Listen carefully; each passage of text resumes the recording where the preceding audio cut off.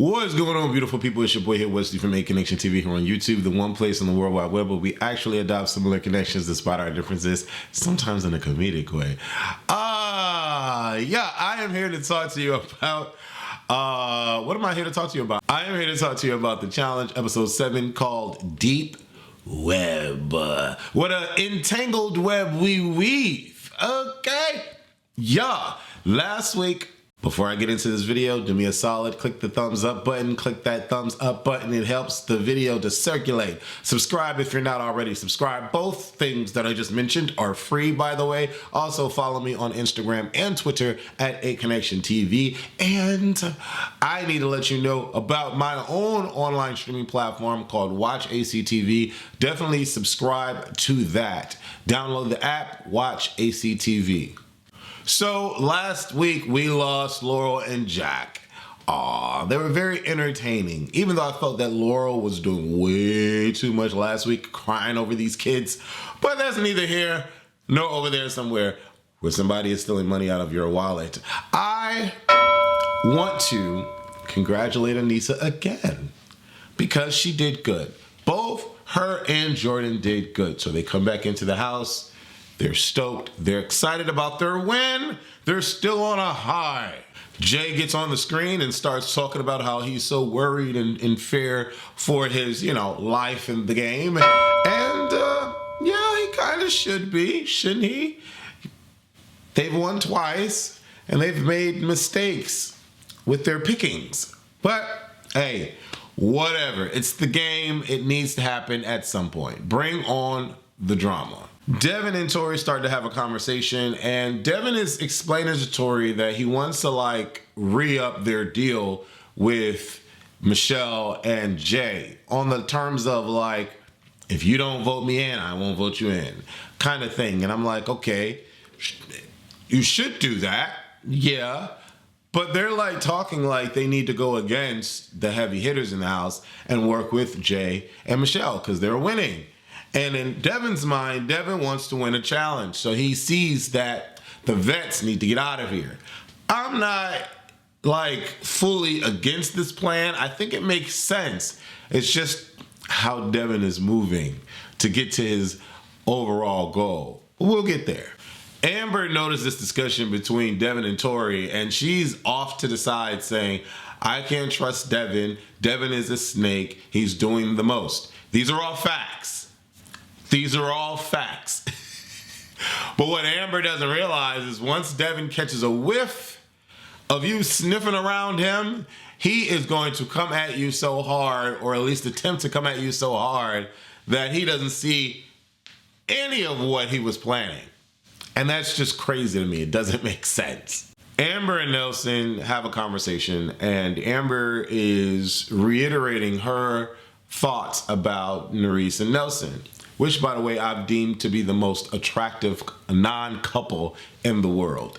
But that's neither here nor over there somewhere. When somebody is taking money from your wallet. Anyways, in this conversation, I'm like, uh-oh. I clearly see what's happening. It's a bit foggy, but I clearly see.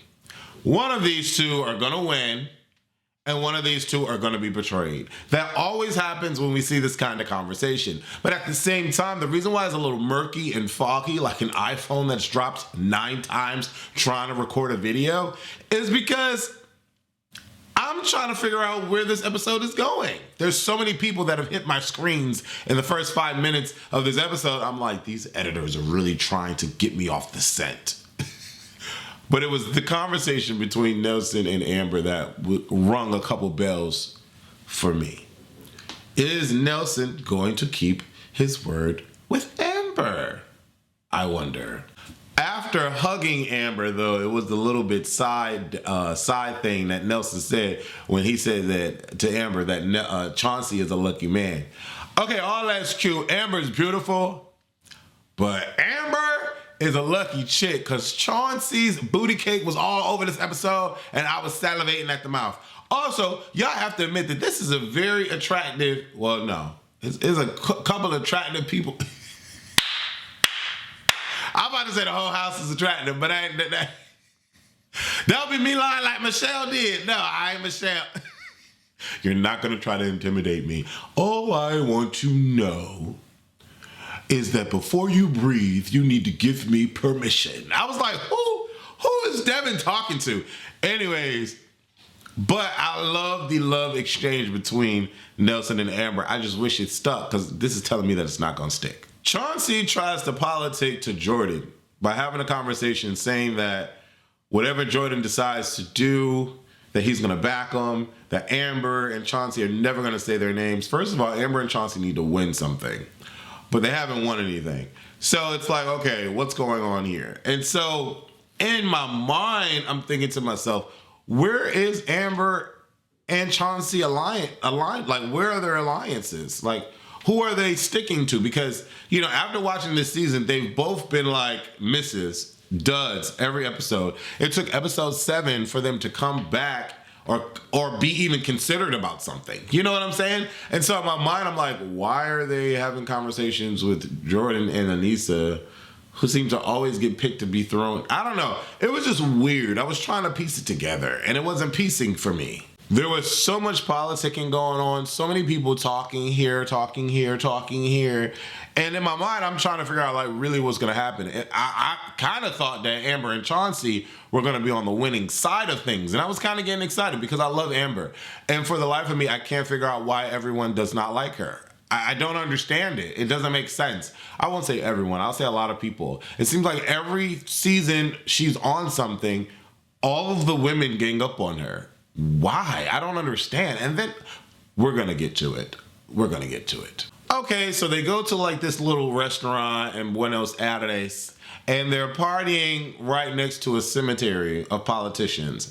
And I guess it was kind of like, you know, metaphoric in a way where, you know, you have people trying to politic in the game partying next to a cemetery filled with only politicians. I'm like, okay, I get where they were going with that, but it was a miss for me. It was a no for me. Johnny then talks to Darrell about how they need to stick together, how they need to be ride or die, how it's the vets against everyone else, blah, blah, blah, blah, blah. And Darrell in his mind, because apparently Darrell doesn't really talk a lot of game, but Darrell is in his mind like, Johnny, I love you, but I can't trust you. And I'm only going to work with who I feel will get me to the end. And that's just what it is. He talks to Veronica about it. Him and Veronica are on the same page. And I'm like, I'm really trying to figure out what's going to happen here. But I see all the seeds that they're sewing together. I see it. Because this conversation between Darrell and Bananas plays out later on. But, you know, in the interim, I'm like, what's really about to happen here? Then out of somewhere over the rainbow, far, far, far in a far galaxy that we don't even know the name of and know that exists, Fesso and Casey come on my screen. And I'm like, for what? This has been like 30 minutes of like everyone scrambling, and then we just pop these two in just to have an off-base conversation, and then to not see them the rest of the freaking episode. Why? Because they're filler material only? I guess. To be honest, Fesso this whole season has just been known to be in and out of beds. And then Casey this whole season just was known for getting COVID. So it's like, what are we, like, why are they here? And most importantly, why are you putting them in this edit of the episode? For what? I guess it was just, I was completely lost. 40 minutes into this episode, I'm like, can we get to the freaking challenge already? But no, because we need to see Anissa have a conversation with Jay and say that, you know, Jay's doing something dumb or whatever the case may be, and that Jordan wasn't really coming for him, like all like that. Why is he tripping? Whatever. Can we get to the challenge? Yes, we can get to the challenge. The challenge is called Peaking Blinders. And to be quite honest, I love this challenge. I think that this was my favorite so far out of the 7 episodes. This one was really, really dope. It tested endurance. It tested not strength per se, but like mental capacity, like your intellect, balance, all of this. It tested all of that. And I was just like, I was really here for it. My baby daddy Nelson says, I've tucking yoga classes. And in my mind, I'm like, did he say tucking? He meant to say taking. But, I didn't really care. I was just like, oh, when he was on my screen. So, I was just,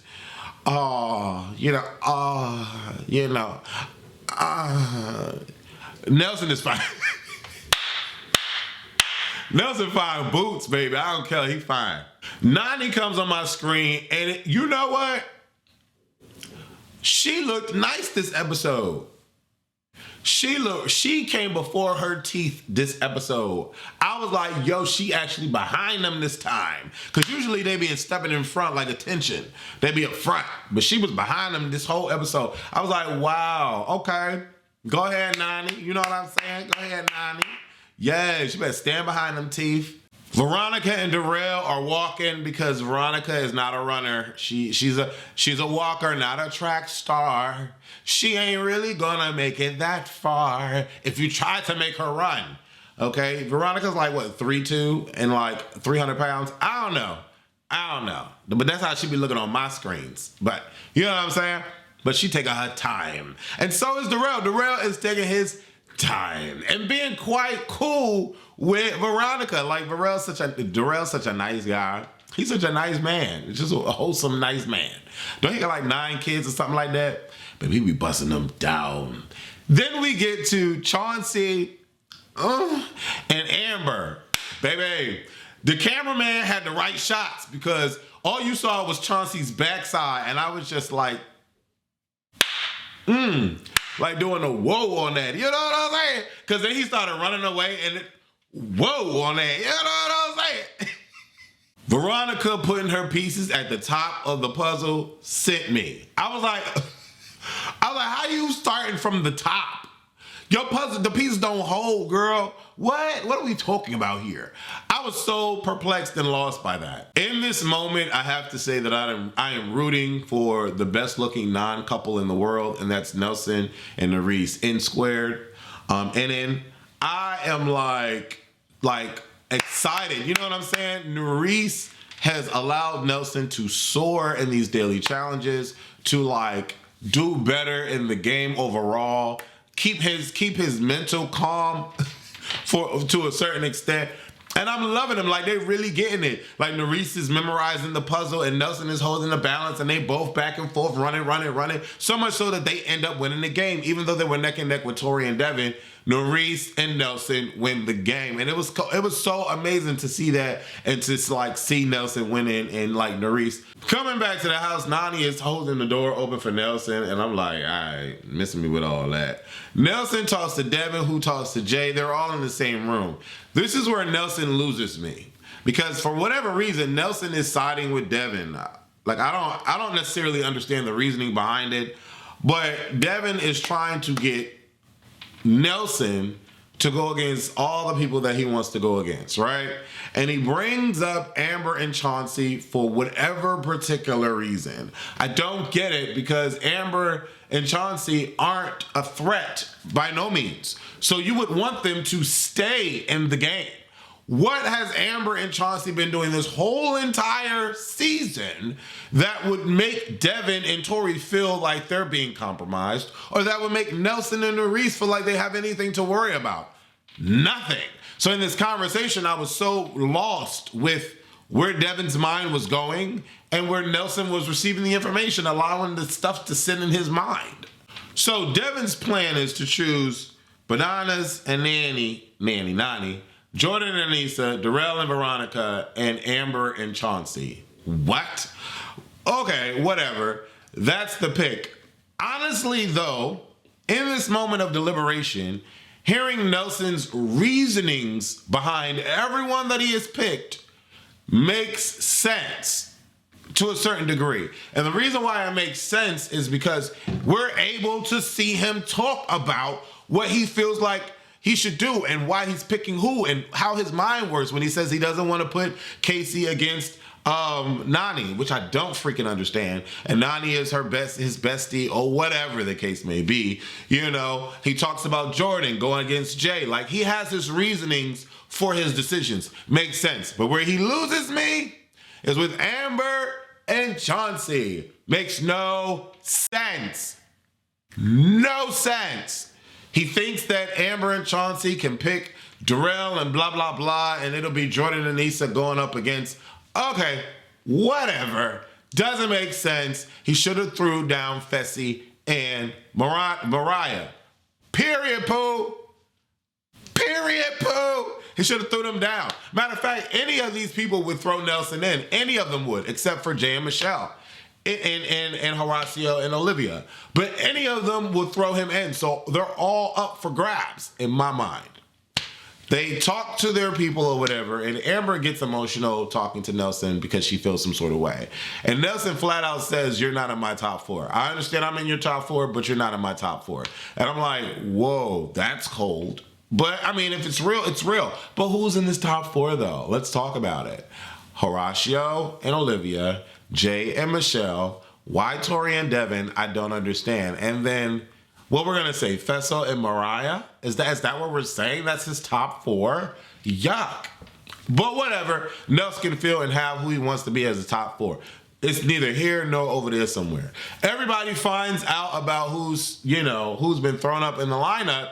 And of course, Bananas is going to try to, make people upset or whatever and say, oh, Chauncey and Chauncey and Amber, what did you do? It was like a lot going on, right?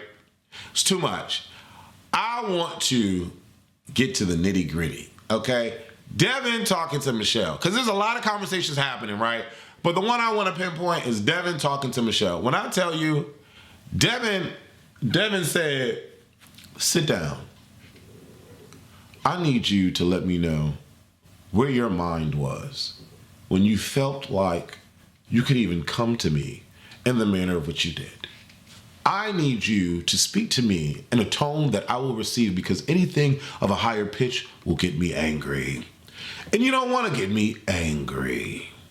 So what I need you to do is breathe 3 times and then speak.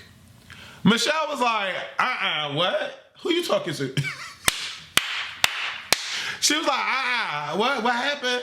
Bitch, 3 times? No, I'm breathing 5. What are you going to do about it? Are you lying to me?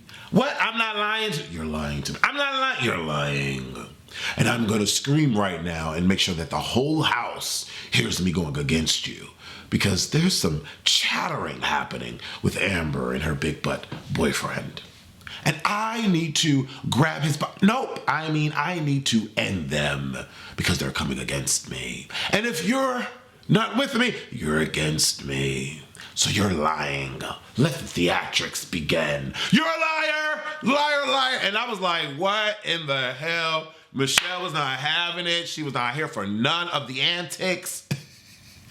And Jay was like, well, can't we just talk about this later? And Jay's like, well, what do you know? The controversy is swirling around Amber. And now I need to have the conversation.